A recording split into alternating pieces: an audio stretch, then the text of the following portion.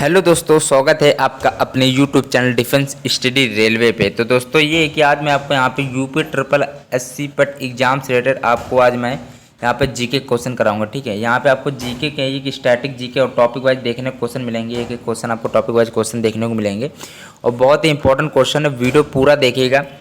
अब video start करते हैं। चलिए, पहला क्वेश्चन आपका दिया गया है, ब्रिटिश इतिहासकारों में से किसने भारतीय इतिहास को तीन भाग यथा हिंदू, मुस्लिम और ब्रिटिश में विभाजित किया? पहले का कौन होगा? जेम्स मिल ने किया था। ठीक है, चलो भाई अगला प्रश्न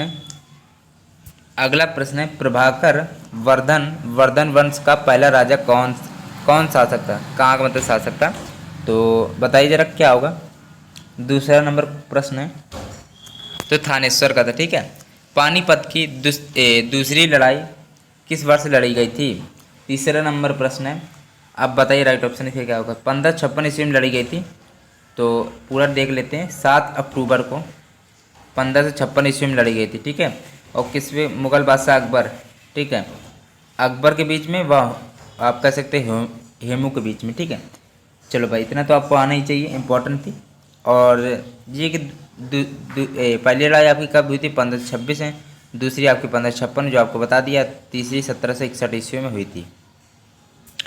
चलो भाई अगला प्रश्न है, सूरदास ने महान संत डैश की शिक्षाओं से प्रेरणा ली ऐसा माना जाता है?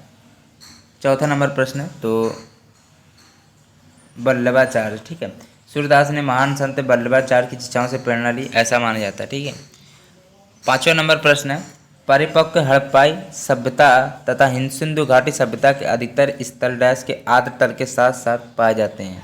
पांचवा नंबर प्रश्न है तो पांचवें का सी ऑप्शन यहाँ गंगा ढाकरा नदी यहाँ पे राइट है। अगला प्रश्न देखते हैं, भारत और पाकिस्तान के बीच ताशकंद समझौता कब हुआ था?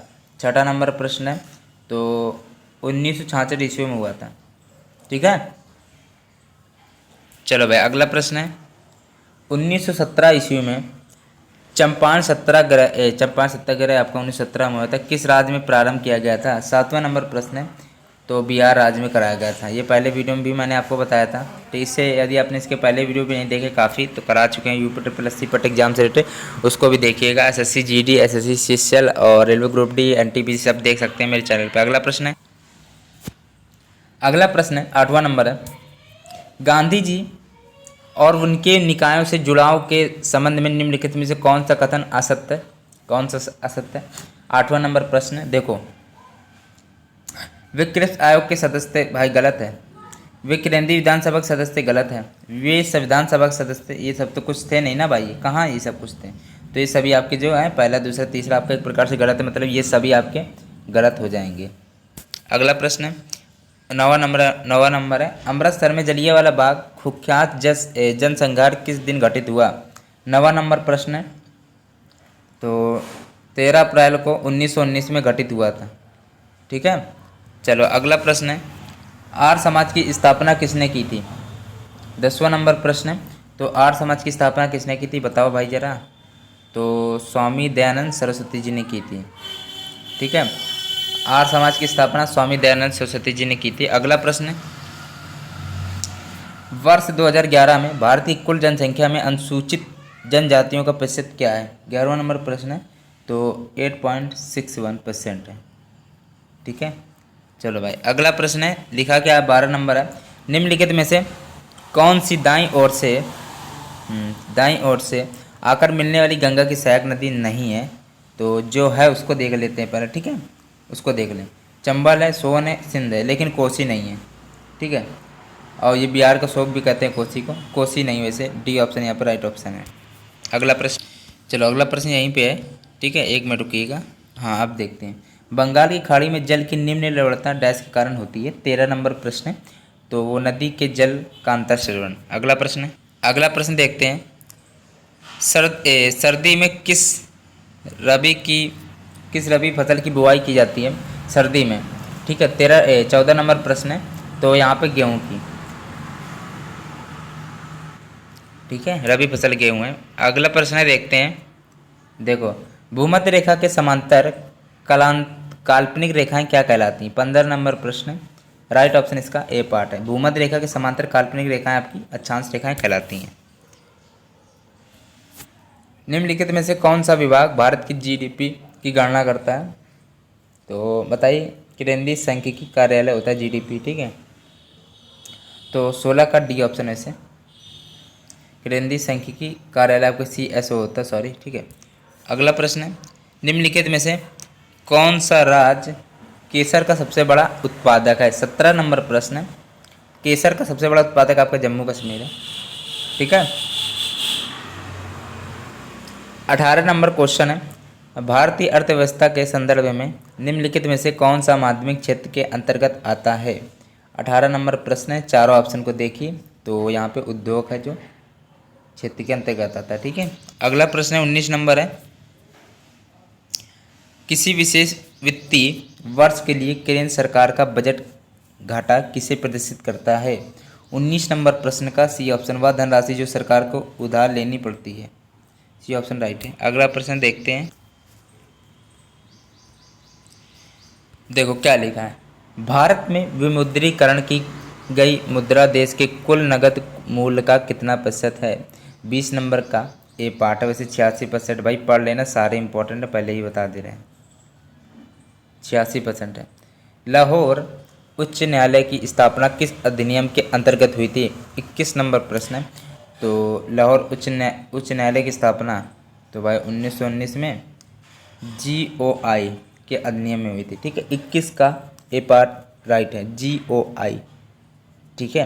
अगला प्रश्न है, और मार्च में हुई थी, ठीक है।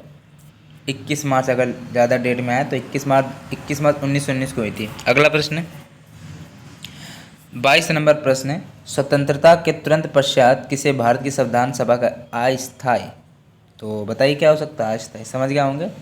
राइट ऑप्शन सच्चिदानंद सिन्हा, ठीक है, पता होगा। ये प्रथम अस्थायी अध्यक्ष नियुक्त किए गए हैं। अगला प्रश्न है, लोकसभा का प्रथम स्पीकर कौन है? कौन था, सॉरी। 23 नंबर प्रश्न है, सबको आता होगा, इसमें कोई डाउट वाली बात नहीं है। तो गणेश वासुदेव मावलकर, GV मावलकर सुना होगा, वही है गणेश वासुदेव मावलकर। भाई आपको 10 बार बता चुके हैं ये क्वेश्चन।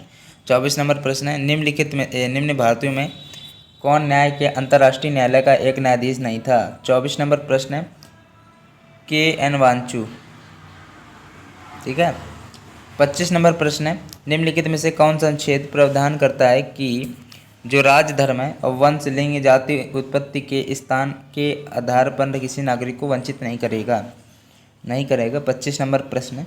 तो 15, अनुच्छेद 15 के हिसाब से दंत, अब ये कि इसकी प्रकृति क्षारीय होती है वैसे, तो 26 का ए ऑप्शन यहाँ पर राइट ऑप्शन हो जाएगा। अगला प्रश्न आपका दिया गया, गाय के दूध में उपस्थित प्रोटीन है। 27 नंबर प्रश्न है, गाय के दूध में उपस्थित प्रोटीन आपका केसीन होता है, ठीक है।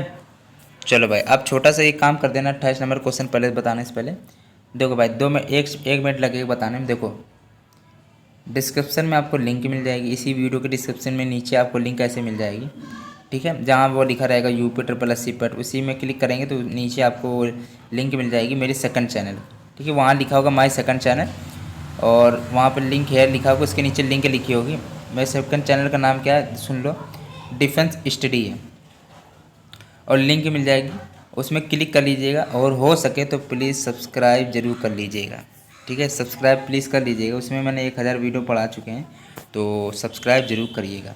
आधुनिक आवर्त नियम कहता है कि तत्वों के गुण उनके डैश के आवर्ती फलन हैं। 28 नंबर प्रश्न है, तो परमाणु संख्या के, उनके परमाणु संख्या के आवर्ती फलन है, ठीक है। ए पार्ट यहाँ पर राइट ऑप्शन हो जाएगा।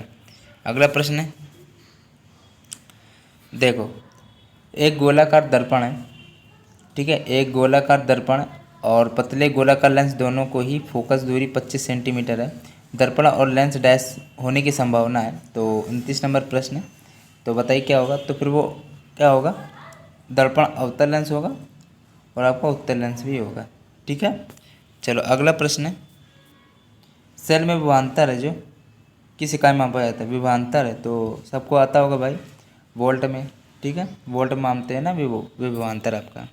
चलो भाई, अब ये कि अब इतने इंपॉर्टेंट क्वेश्चन है, ठीक है, 30 क्वेश्चन आपको जितनी जल्दी हो सकता है मैं करा देता हूँ, ठीक है। जीके जीएस है, वैसे भी आपको केवल पढ़ना, इसमें कोई सवाल तो है नहीं कि मुझे समझाना पड़े घंटा भर।